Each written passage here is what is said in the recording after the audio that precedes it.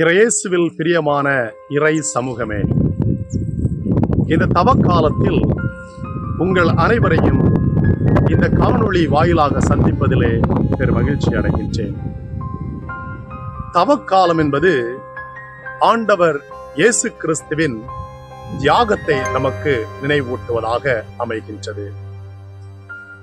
குடும்ப வாழ்வையும் குடும்ப ஒற்றுமையை பற்றி நாம் தியானிக்கின்ற பொழுது குடும்பங்களில் அடிப்படையில் இருக்க வேண்டியது இந்த ஒரு தியாக மனப்பான்மை. கிறிஸ்தவ குடும்பங்களின் அடித்தளம் கிறிஸ்தவ ஒற்றுமை. கிறிஸ்தவ குடும்பங்களின் அடித்தளம் தியாகம்.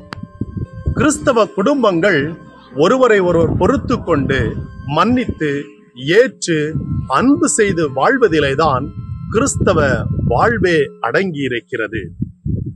தந்தையாம் கடவுள் ஆண்டவர் இயேசு கிறிஸ்துவை இந்த உலகில் அனுப்பியது கடவுள் இந்த உலகின் மீது கொண்ட அன்பின் வெளிப்பாடு.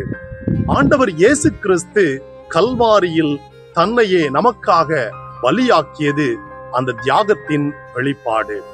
குடும்பங்களில் இந்த தியாகங்கள் இருக்கின்ற பொழுது குடும்பங்கள் ஒற்றுமையில் வாழும்.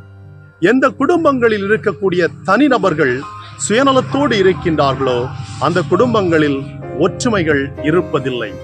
எந்த குடும்பங்களில் இருப்பவர்கள் தியாகங்கள் செய்வதற்கு தயாராக இருக்கின்றார்களோ அந்த குடும்பங்கள் வாழும் குடும்பங்களாக, வளரும் குடும்பங்களாக இருக்கின்றது.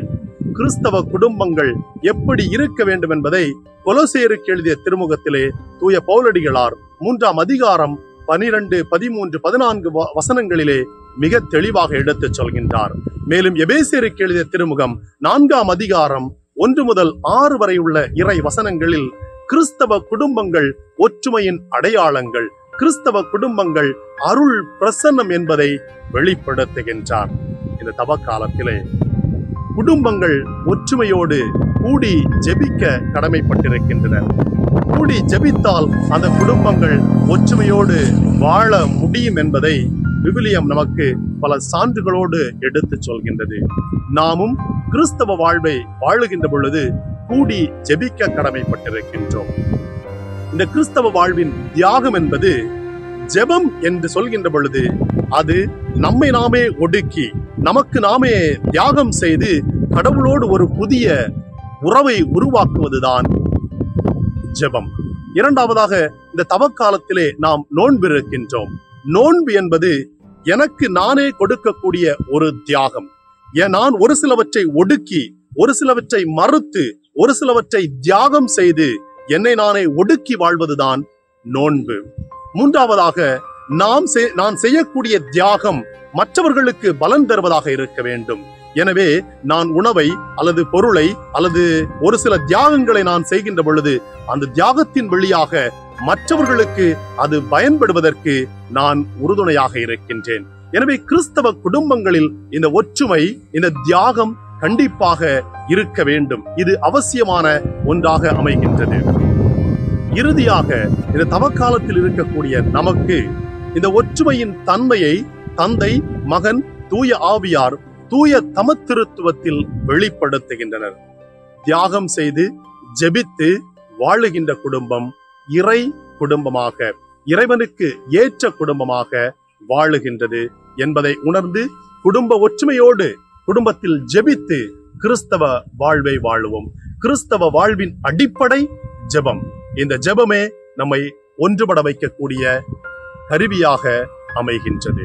இந்த குடும்ப ஒற்றுமையின் இன்னொரு படிநிலை என்பது கணவன் மனைவி உறவு. திருத்தூதர் பவுல் மிக அழகாக சொல்கின்றார், கணவன்மார்களே உங்கள் மனைவியரை அன்பு செய்யுங்கள், மனைவியரே உங்கள் கணவனுக்கு பணிந்திருங்கள். இந்த இரண்டு குணங்களும் கணவன் மனைவியிடையே இருக்குமெனில் அந்த குடும்ப வாழ்வு ஒற்றுமை நிறைந்த வாழ்வாக மாறிவிடுகின்றது. பெற்றோர்களே உங்கள் பிள்ளைகளுக்கு எரிச்சல் மூட்டாதீர்கள், பிள்ளைகளே உங்கள் பெற்றோருக்கு கீழ்ப்படிந்திருங்கள். எனவே ஒரு குடும்பத்தில் இந்த 4 தன்மைகளும் பண்புகளும் இருக்குமெனில் அந்த குடும்பமானது கிறிஸ்தவ விழுமியங்களையும் கிறிஸ்தவ வாழ்வியலையும் கிறிஸ்தவ மதிப்பீடுகளையும் கொண்ட ஒரு குடும்பமாக இருக்கிறது. இதுவே கிறிஸ்தவ குடும்பங்களின் ஒற்றுமையின் அடித்தளமாக இருக்கிறது. இதை உணர்ந்து நல்ல ஒரு கிறிஸ்தவ வாழ்வை வாழுவோம்.